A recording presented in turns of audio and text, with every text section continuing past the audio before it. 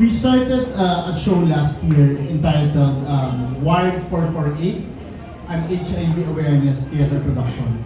Fortunately, nabalitaan ng Rotary Club South San Francisco, California, yung project namin about HIV. Tapos napanood din nila yung teaser.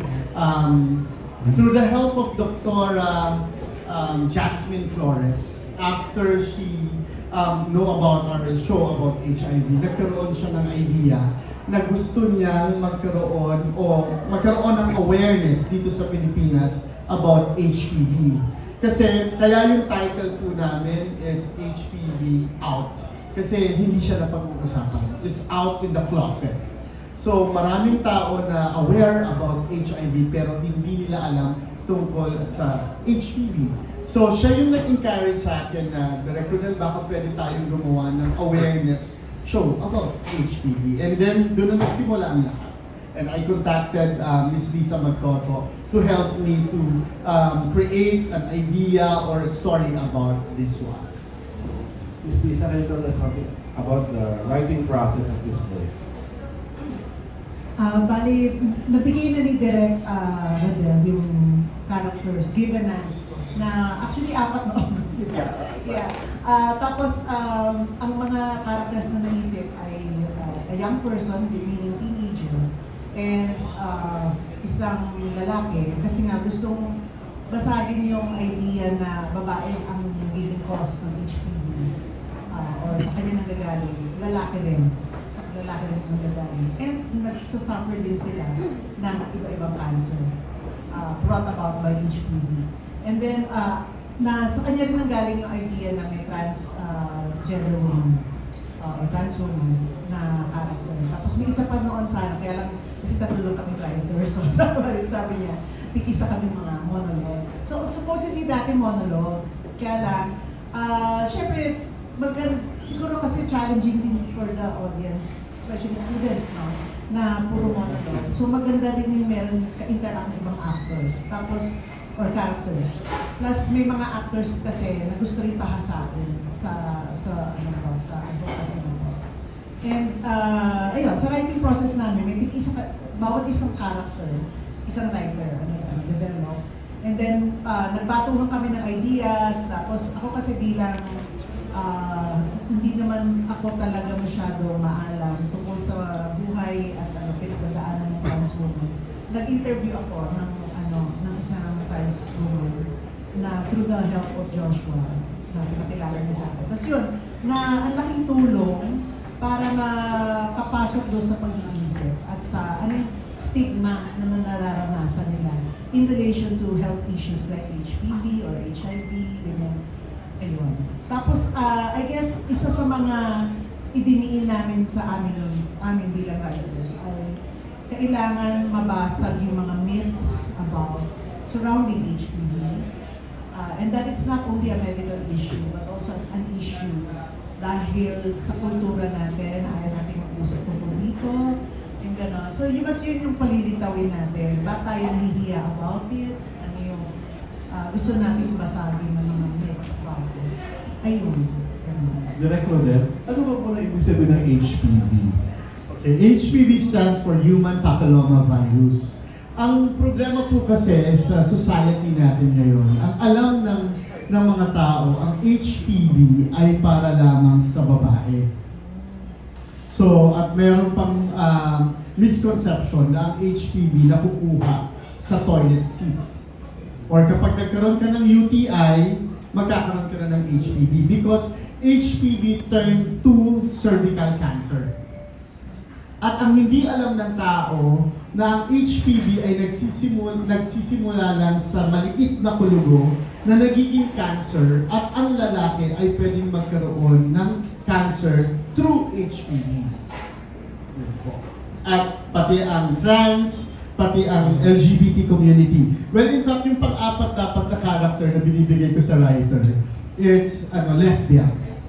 So, para inclusive yung gender ng topic ng show. Kaya lang, sabi ko kay Miss Lisa at kila Joshua, nung nag-meeting kami, baka hindi na kayanin ng estudyante dahil maiksi na yung attention span ng mga students, lalo na kung ang main objective namin, it's ibaba ito sa community, ibaba sa mga estudyante. Kasi ngayon, ang may HIV as early as 14, 13, 15. Ngayon, ang HPV kasi may dormant period, which is 5 years to 15 years.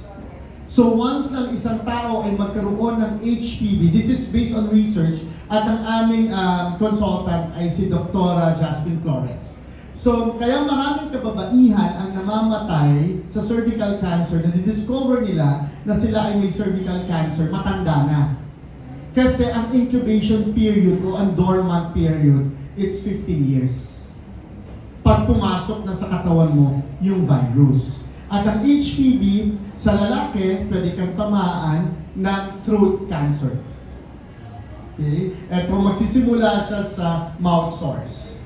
Tulad may mga Hollywood star na merong, Michael Douglas. Meron siyang throat cancer, which is from HPV.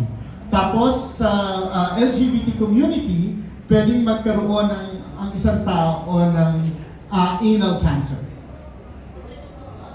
Ang isang lalaki ay pwede rin magkaroon ng penile cancer. At ang babae ay cervical cancer. At yun yung gusto naming basagin. Actually, this is not a new information. Gusto lang namin, kasi bago ito makabago ito sa Pilipinas para pag-usapan. Kaya nilalaksan namin ang aming loob. At thank you sa inyo dahil alam namin na through this press con, matutulungan nyo kami mag-disseminate ng information. Paano siya napapantrack? Okay. It's a skin-to-skin disease. So, halimbawa po, meron kang kulugo sa daliri. Tapos, meron kang partner, yung HPV virus na yon, yung kulugo na yon, at ma-transfer yon doon sa maselang bahagi ng katawan, at pumasok na yon, at tumagal ang lumipas ang mga taon, magiging cancer na siya. Pero iba po ang kulugo sa mukha. Iba yung kulugo sa mukha. Ibang kasi marami pong variants ng HPV, 15 variants. But ngayon, meron tayong vaccine na ang kayang patayin ng vaccine na to ay 9 out of 15 variants, or 12 or 15 variants. 9 of them ay kayang patayin ng vaccine. At may vaccine po na yun ang problema. Ayaw ng ibang mga bata o ng ibang mga magulang na magpa-vaccine ng mga bata. Kasi galing na tayo sa COVID vaccine, tapos may HPV pa ba. So, ngayon, pero kasi dito po sa Pilipinas, ang free vaccine lang ay allowed 12 years old. Below. Pero pag above 12 years old ka na, tayong mga matatanda, may vaccine din po para sa mga lalaki. Pag tayo, 3 doses ang kailangan natin. And the vaccine costs about 8 to 9,000 pesos per vaccine. 3 doses yung kailangan natin. So, yun po.